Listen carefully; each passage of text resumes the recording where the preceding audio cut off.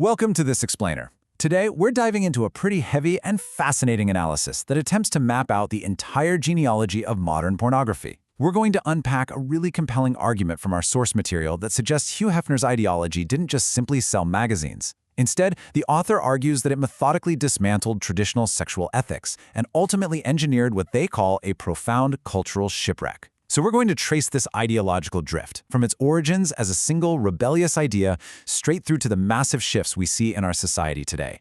To start us off, the baseline for this analysis actually begins with what the author calls an anchored truth. For generations, the Christian sexual ethic, which is basically summarized by the ancient biblical principle of keeping the marriage bed pure, served as this historical framework that governed Western moral boundaries. And this ethical anchor was firmly set, right? It was widely understood, and it provided a really strong stabilizing force for societal norms, long before this calculated cultural drift began pulling society in a totally uncharted direction.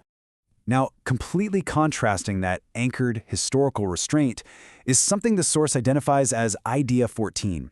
This was the idea aggressively championed by Hugh Hefner. And the text makes it clear this wasn't just some simple business venture. It was a highly subjective philosophy aimed at removing all sexual boundaries. It was a deliberate ideological shift designed to make pornography completely mainstream and entirely subvert that traditional ethic. Idea 14 essentially proposed that you should just do whatever you want sexually, completely replacing objective moral restraint with absolute subjective desire. So, let's actually trace this. Where exactly did this massive drift from traditional ethics really start? Well, the analysis points right to Hugh Hefner's own background. He actually emerged from a very strict conservative Methodist home, and he graduated with a degree in psychology back in 1949. And according to the author, Hefner ingeniously weaponized that academic background. He used it to mask raw male desire behind this polished veneer of sophisticated mainstream publishing. By placing nude imagery right next to high-end journalism in these really intellectual interviews, he totally rebranded pornography. Suddenly, it wasn't seen as back-alley smut anymore. It was packaged as this upscale, intellectual enterprise for the modern man. But here's the thing, Hefner didn't just operate in a vacuum to make this happen. He needed backup. The text highlights how he found the absolute perfect academic justification in the controversial mid-century sex research of Alfred Kinsey. In fact, Hefner himself actually admitted, if Kinsey had not done the research he did, we would not be here today. So the author argues that Hefner basically used Kinsey's scientific authority as a disguise, even despite the fact that Kinsey's methods were later shown to be heavily flawed, just to normalize these taboo behaviors. He framed Playboy not as obscenity, but as this healthy, progressive reflection of documented human nature. Okay, so he's got the product, and he's got his academic cover. But how do you actually distribute it when the law says you can't? This brings us to the Comstock laws. These were late 19th century regulations that strictly restricted obscene materials from being sent in the mail. The explainer traces this really calculated legal genealogy. After launching Playboy in '53, Hefner sets up the Playboy Foundation in 1965.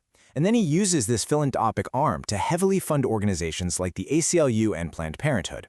The source argues this was a systematic, decades-long effort to purposely erode obscenity and seduction laws, chipping away at established boundaries right up to the landmark legal shifts in the 1970s. Now, this methodical rewriting of the law is categorized in the analysis as something called a feminine error, which is an interesting term. It basically means this wasn't an overt, forceful revolution, like a military coup.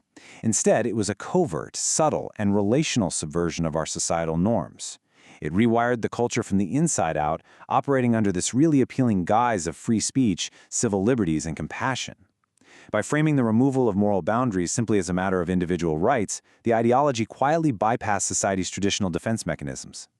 And all of this quiet subversion eventually culminated in the 1973 Supreme Court decision that established the Miller test for obscenity. The court basically set three criteria. Does the material appeal to prurient interest? Is it patently offensive to community standards? And does it lack serious value? According to our source, this legal standard was a massive turning point because it effectively reduced absolute objective ethical boundaries into entirely subjective, localized community standards. Morality became a moving target, which legally paved the way for the mainstream explosion of porn. But, as the explainer makes very clear, you literally can't talk about these shifting legal norms without looking at the actual, tragic human cost behind them. And that human cost started on day one. To launch his empire in 1953, Hefner bought Marilyn Monroe's original nude photos for a measly $500.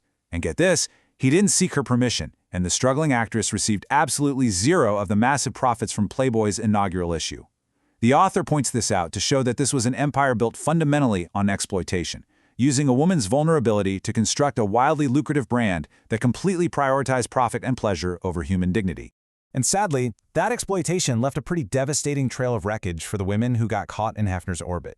You have Monroe's overdose at 36, Dorothy Stratton's horrific murder when she was just 20 years old, Paige Young's suicide, and Anna Nicole Smith's fatal overdose. Within the framework of this analysis, these are absolutely not viewed as coincidences. The text presents them as direct, heartbreaking evidence of a culture that had been successfully rewired to reduce women to mere sexual objects, ultimately leaving behind nothing but isolation, depression, and tragedy. So, fast forward to today. What does the author say is the ultimate result of this shift? Well, they call it the modern cultural shipwreck.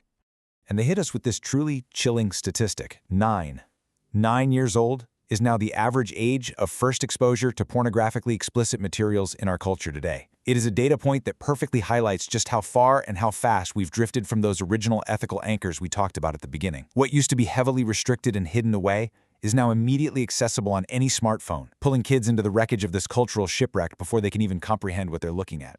To really grasp the horrifying depths of this drift, the text points us to the 2020 Trafficking Hub campaign led by Layla Mikowait.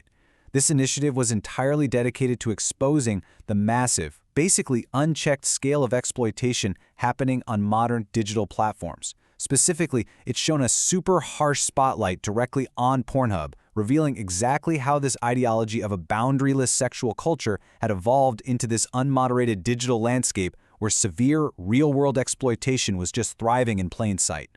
And the scale of that exploitation is just staggering. We're talking about an estimated 4 to 13 million videos of non-consensual content.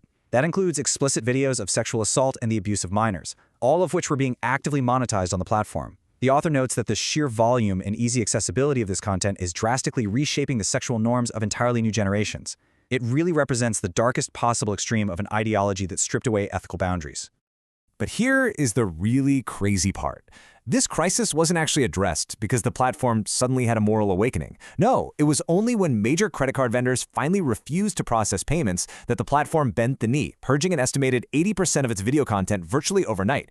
Think about that. Money, not morality, was the literal only thing that forced a change. For the author, it proved that the entire system relies entirely on financial complicity to sustain its most destructive elements. Now, despite all of this, the author's conclusion isn't actually hopeless. They present a clear, three-step counter-strategy.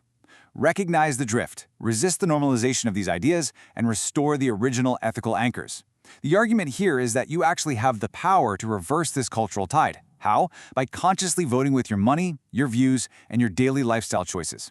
Real change, according to the source, only happens when individuals actively refuse to participate in the systems that keep perpetuating this drift. Which leaves us with a pretty provocative challenge from the text. Are you going to take a stand against this ideological wreckage, even if it means changing your habits and maybe facing some social friction?